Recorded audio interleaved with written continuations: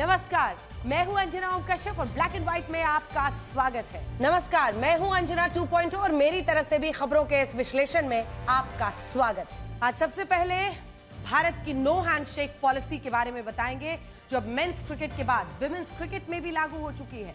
बात सिर्फ Asia cup तक सीमित नहीं रही, बल्कि अब महिला क्रिकेट विश्व कप में भारत की महिला टीम पाकिस्तान के खिलाड़ियों से हाथ नहीं मिलाएगी।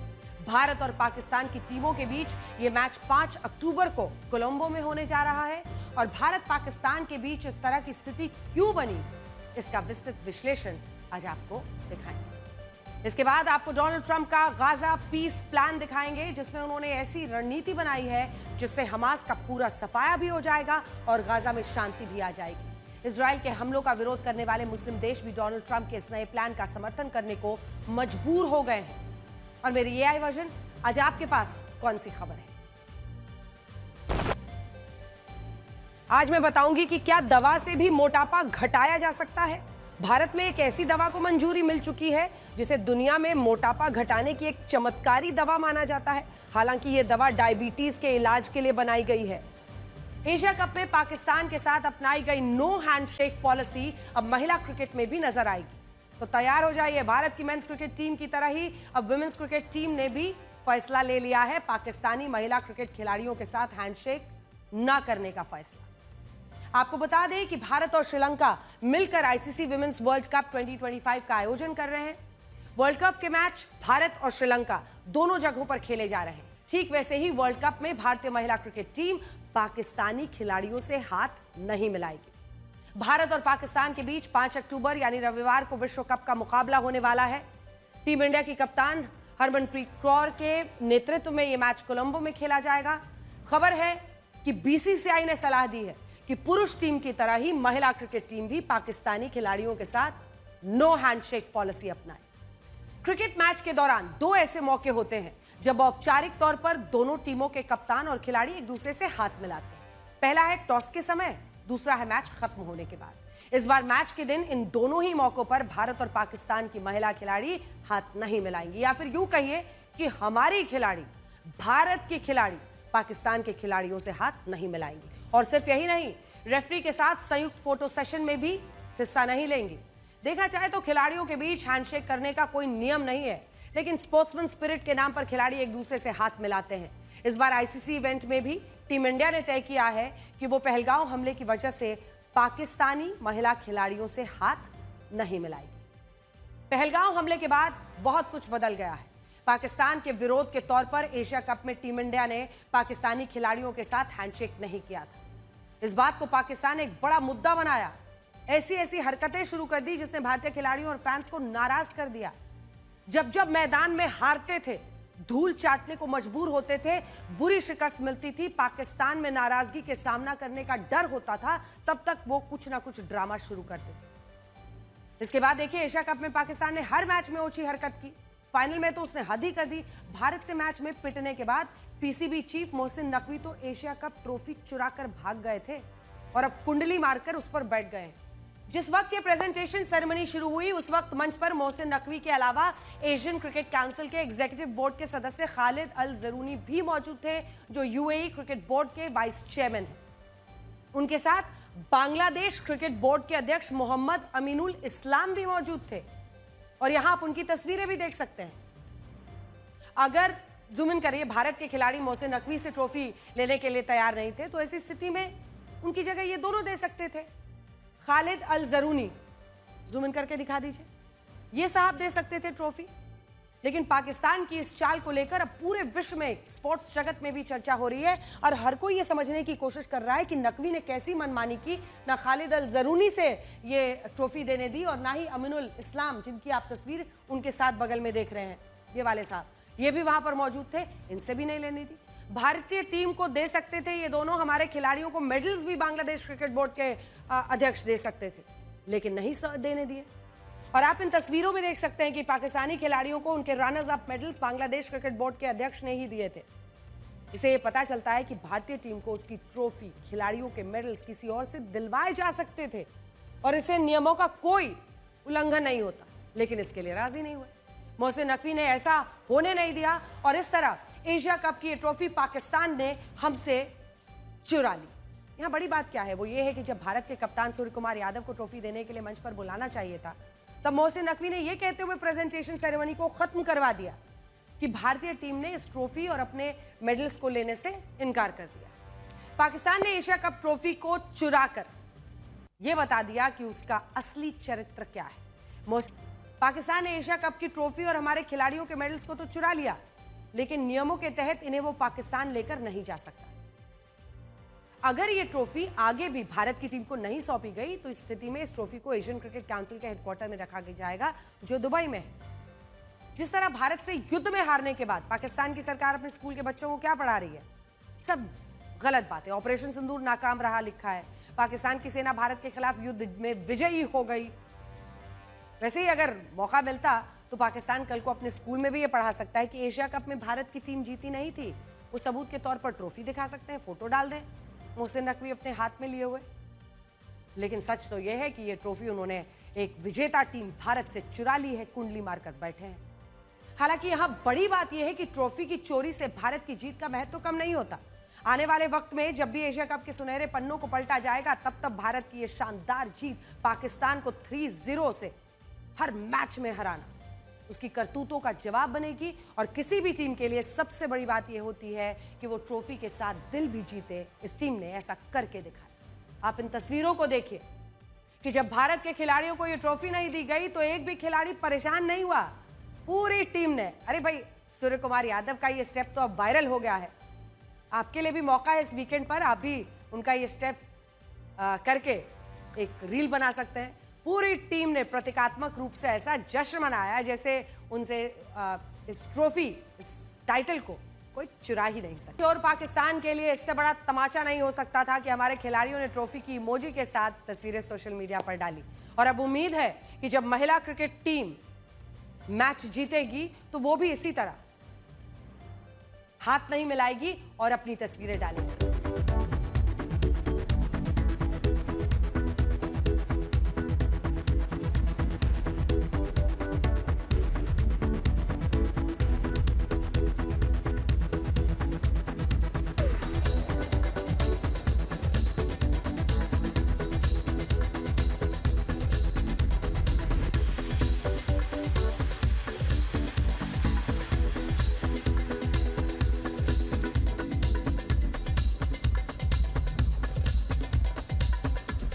एशिया कप की ट्रॉफी को लेकर मोहसिन नकवी की ओछी हरकतें अभी खत्म नहीं हुई हैं। मैच के कुछ दिनों बाद अब दुबई में एशियन क्रिकेट काउंसिल की बैठक भी हुई थी, वो भी जरा जल्दी से किस्सा आपको सुना दें।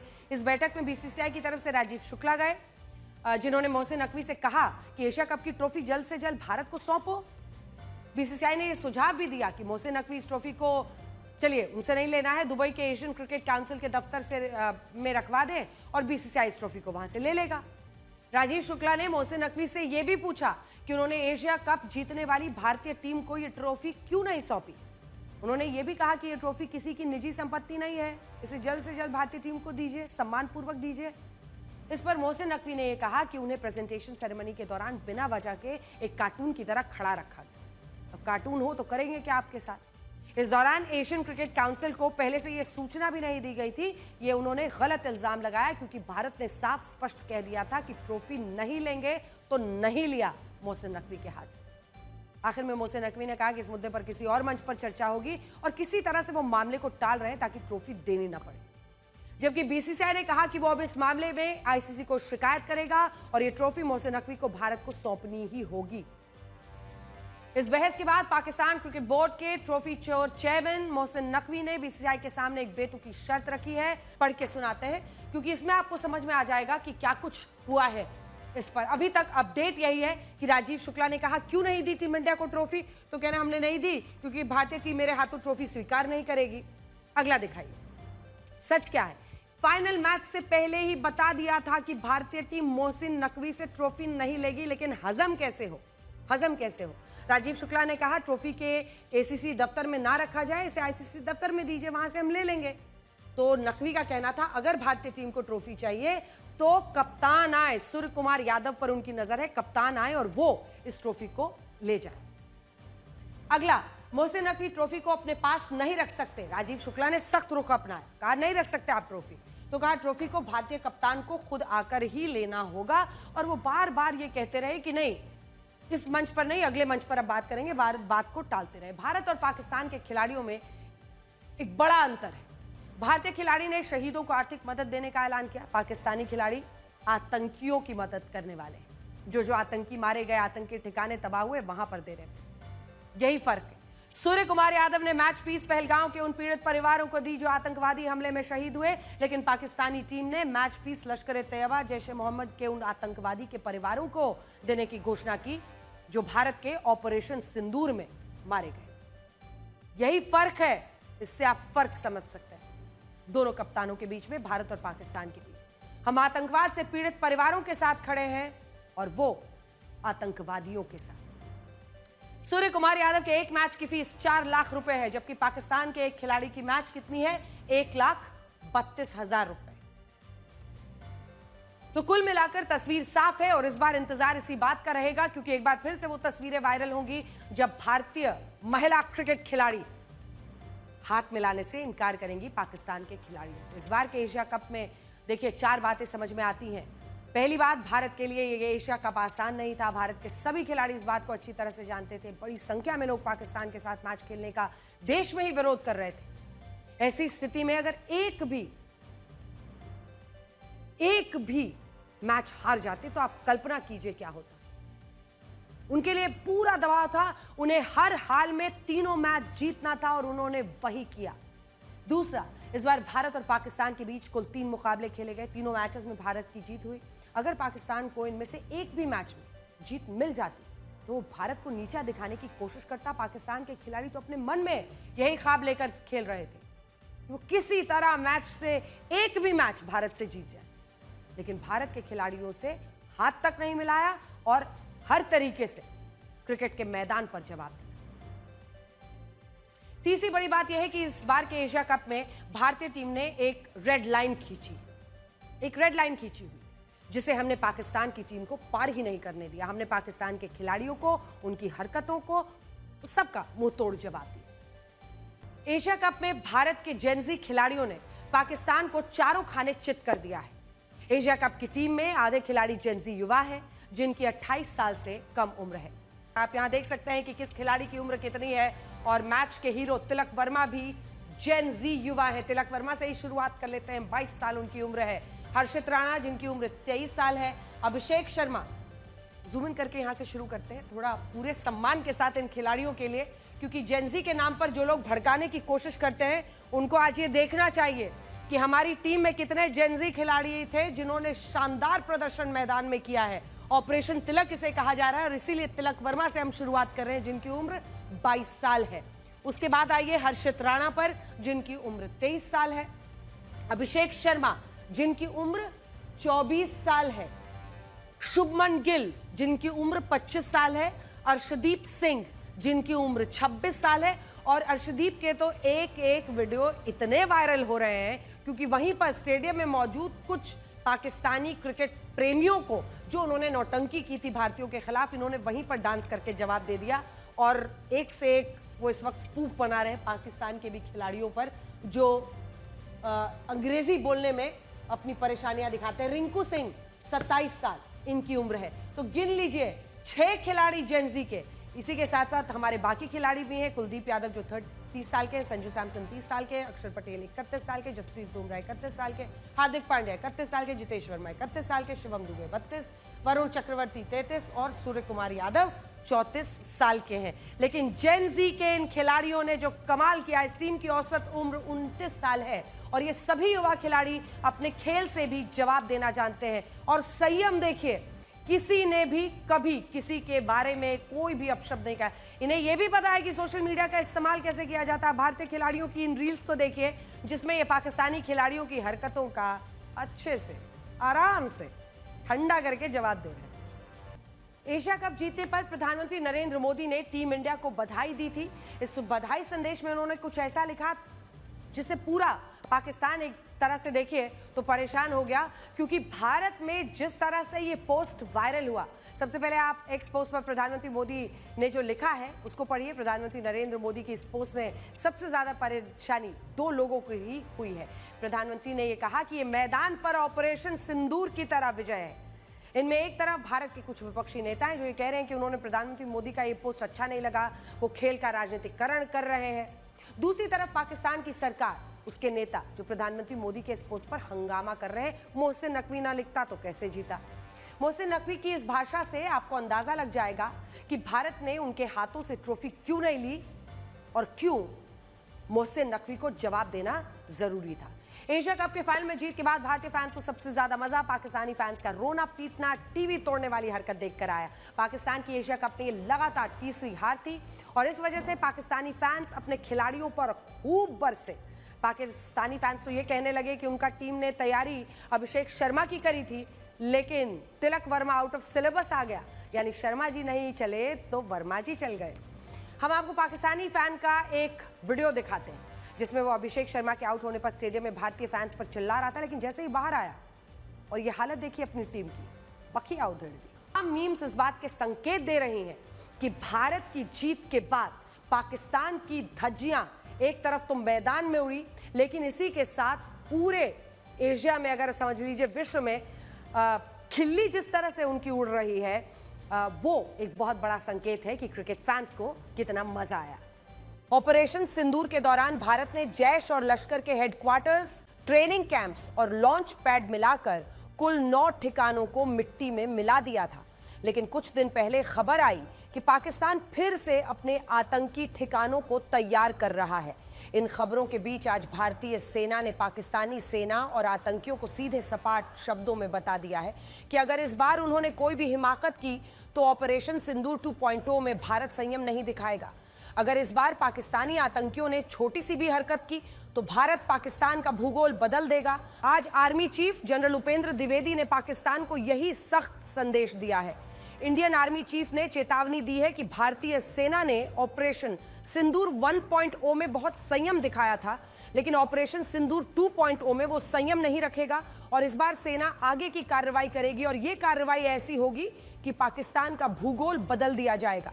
आर्मी चीफ उपेंद्र द्विवेदी ने पाकिस्तान को आतंकवाद का संरक्षण न देने की चेतावनी दी है और भारतीय सेना को तैयार रहने के लिए कहा, क्योंकि उनको अंदेशा है कि पाकिस्तान आतंकियों को संरक्षण देना बंद नहीं करेगा और ऑपरेशन सिंदूर 2.0 कभी भी शुरू हो सकता है। इस बार भारत देश पूरी तैयारी के साथ है और इस बार वो संयम नहीं रखेगा जो सिंदूर 1.0 में हमने संयम रखा।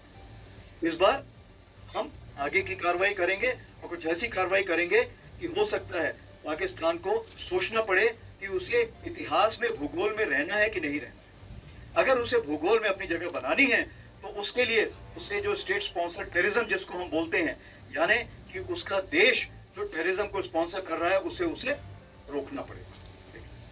तो आप अपनी पूरी तैयारी करके रखिए और अगर परवरदिगार चाहेंगे, भगवान चाहेंगे, वाहिगुरु चाहेंगे तो बहुत जल्दी ही आपको मौका मिलेगा। वायुसेना प्रमुख एपी सिंह ने भी पाकिस्तान को झूठ ना बोलने की चेतावनी देकर उन्हें अपने दावों का सबूत पेश करने की चुनौती दी है। वायुसेना प्रमुख ने कहा कि उन्हें मालूम है कि पाकिस्तान में आतंकी ठिकानों को दोबारा से बनाया जा रहा है और उन्होंने चेतावनी दी कि पाकिस्तान की किसी भी हिमाकत के लिए भारतीय वायुसेना के फाइटर जेट तैयार है। वायुसेना प्रमुख एपी सिंह ने ऑपरेशन सिंदूर में पाकिस्तान को हुए नुकसान की भी जानकारी दी।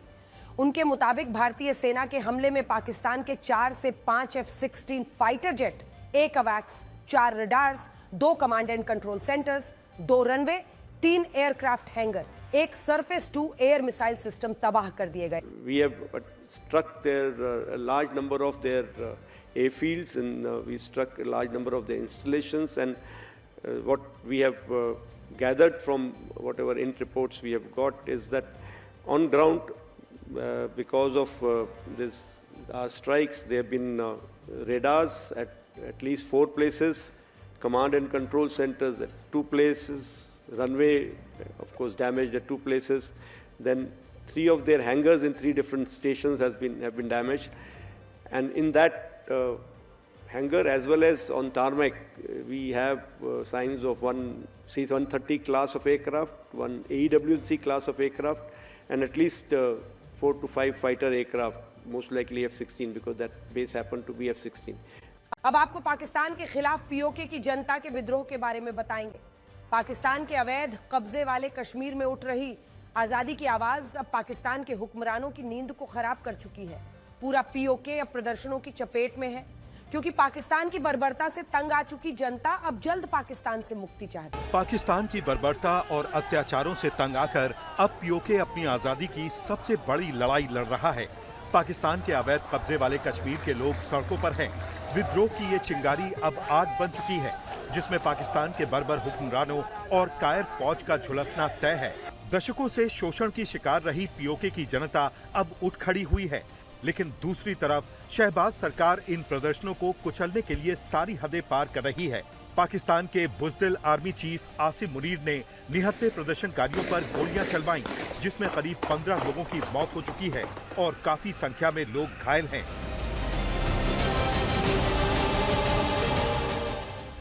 पाकिस्तान की बर्बरता के विरोध में लोगों का आक्रोश बढ़ता जा रहा है। इस विरोध प्रदर्शन में पीओके के लोग जुड़ते ही जा रहे हैं। हजारों लोग मुजफ्फराबाद की ओर लंबा मार्च कर रहे हैं। अब ये प्रदर्शन किसी खास जगह सीमित न होकर पूरे पीओके में फैल चुके हैं। पाकिस्तान के सुरक्षा बलों की बर्बरता ने इसे और भड़का दिया है।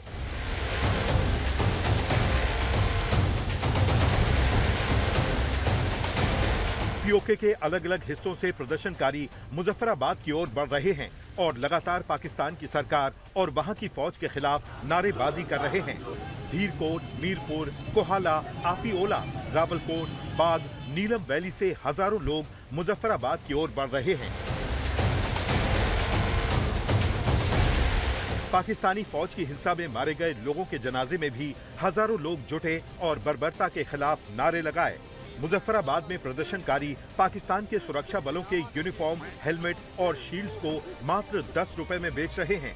ये उनके विरोध जताने का एक तरीका है जिसके जरिए वो पाकिस्तान के सुरक्षा बलों का मजाक उड़ा रहे हैं और उनकी कायरता पर कटाक्ष कर रहे हैं। भारत के विदेश मंत्रालय ने पीओके में पाकिस्तान के अत्याचारों पर कड़ी प्रतिक्रिया दी और कहा कि पाकिस्तानी सेना की इस बर्बरता पर हमारी नजर है, इसे स्वीकार नहीं किया जा सकता।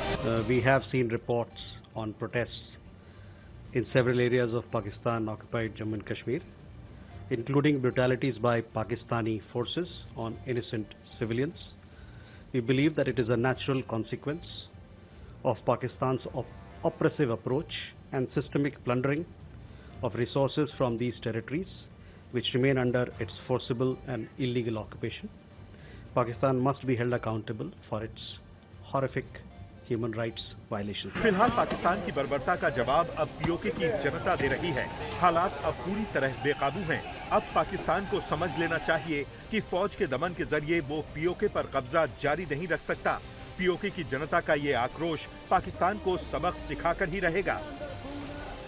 आज तक ब्यूरो। युद्ध विराम के प्रस्तावों पर हमास की चुप्पी ने इजरायल और को और भड़का दिया है। इजरायल ने समुद्र के रास्ते गाजा जा रही राहत सामग्री को रास्ते में रोक दिया। कई विदेशी सामाजिक कार्यकर्ताओं को इजरायल के बंदरगाहों पर ले जाया गया है।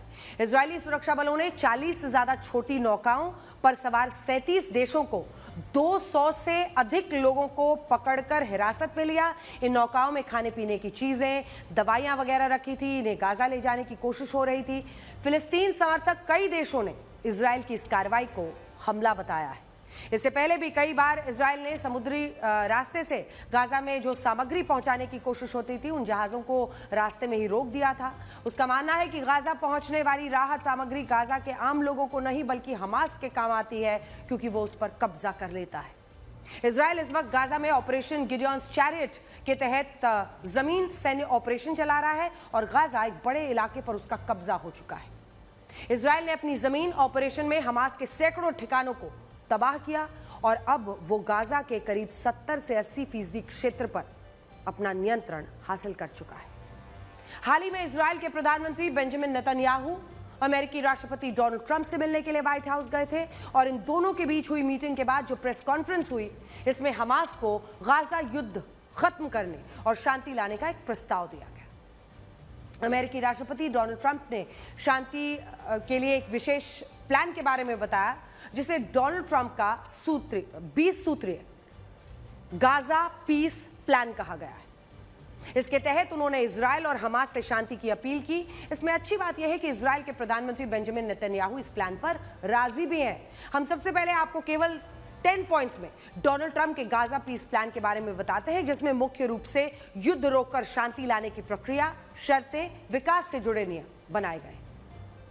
जैसे पहला है, गाजा को आतंकवाद और कट्टरपंथ मुक्त बनाया जाएगा, वहां के लोगों के हित में विकास काम होंगे। दूसरा, इजराइल हमास युद्ध तुरंत समाप्त किया जाएगा और इजरायली सेना हमले बंद कर देगी। तीसरा, इजराइल के द्वारा सार्वजनिक रूप से युद्ध विराम स्वीकार करने के 72 घंटे के अंदर हमास को सारे इजरायली बंधक लौटाने होंगे। चौथा, हमास के द्वारा इजरायली बंधकों को रिहा करते ही इजराइल भी उम्र कैद वाले फिलिस्तीनी कैदियों, अन्य गाजावासियों को रिहा कर देगा। पांचवा, हमास के जो आतंकी सरेंडर करेंगे या गाजा छोड़ना चाहेंगे, उन्हें माफ किया जाएगा, जाने दिया जाएगा। छठा, यूएन रेड क्रिसेंट और अन्य संगठनों की मदद से गाजा में राहत सामग्री भेजी जाएगी। अस्पताल, बेकरी जैसी जो जरूरी सुविधाएं हैं, उनके लिए एक बुनियादी ढांचे की मरम्मत होगी। सातवां, गाजा का प्रशासन एक विशेष अस्थायी समिति चलाएगी, जिसकी निगरानी बोर्ड ऑफ पीस करेगा। बोर्ड ऑफ पीस का नेतृत्व खुद डोनाल्ड ट्रंप करेंगे और इसमें कई देशों के राष्ट्राध्यक्ष और वर्ल्ड बैंक जैसी संस्थाएं शामिल होंगी, जिनका काम ही होगा गाजा का पुनर्निर्माण।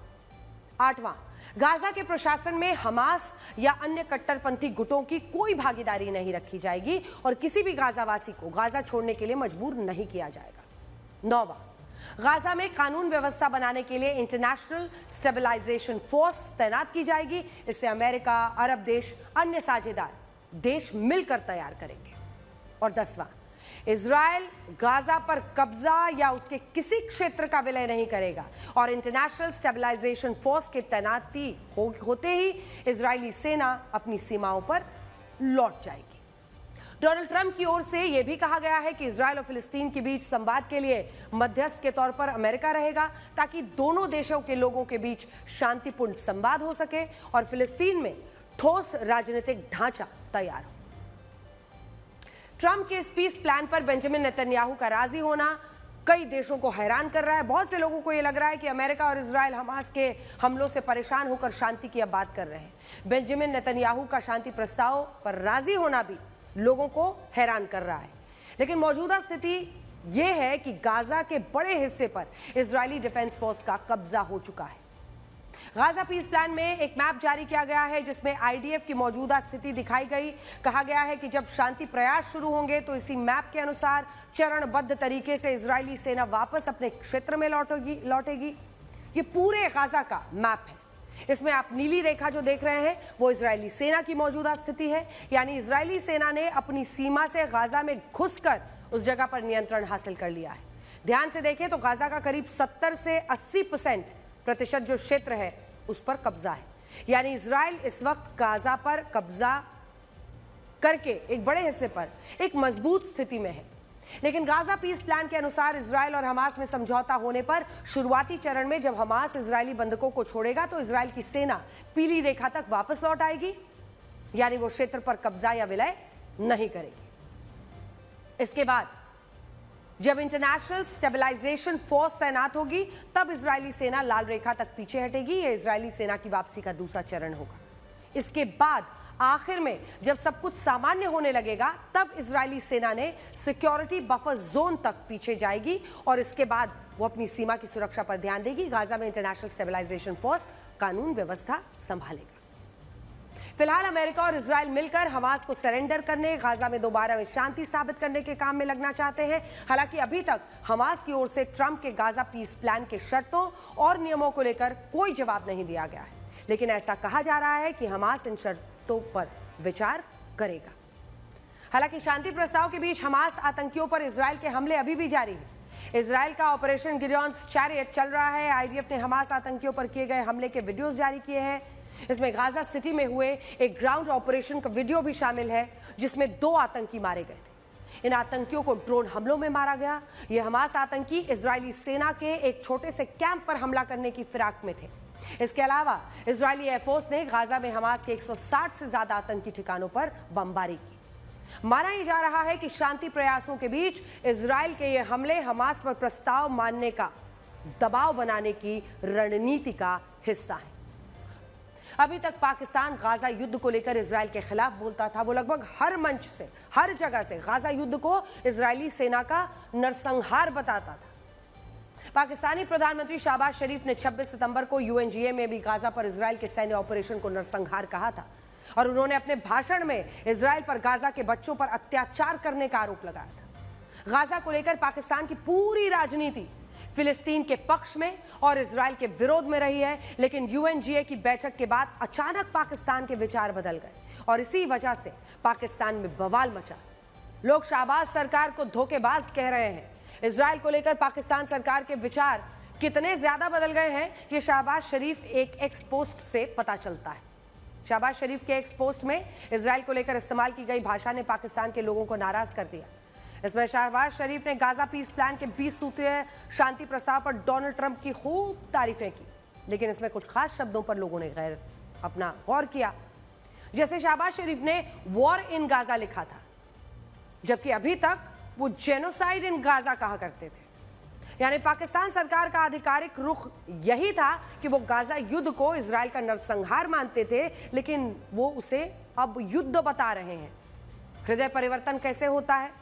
जब बूट पॉलिश पीएम मुनीर के साथ ट्रंप के सामने पहुंचते हैं। इसके अलावा उन्होंने अपनी पोस्ट में पैलेस्टीनियन पीपल और इजरायल लिखा है, जबकि अभी तक वो इजरायल का नाम लेने के बजाय उसे ज़ियोनिस्ट रिजीम यानी ज़ियोनिस्ट शासन कहा करते थे।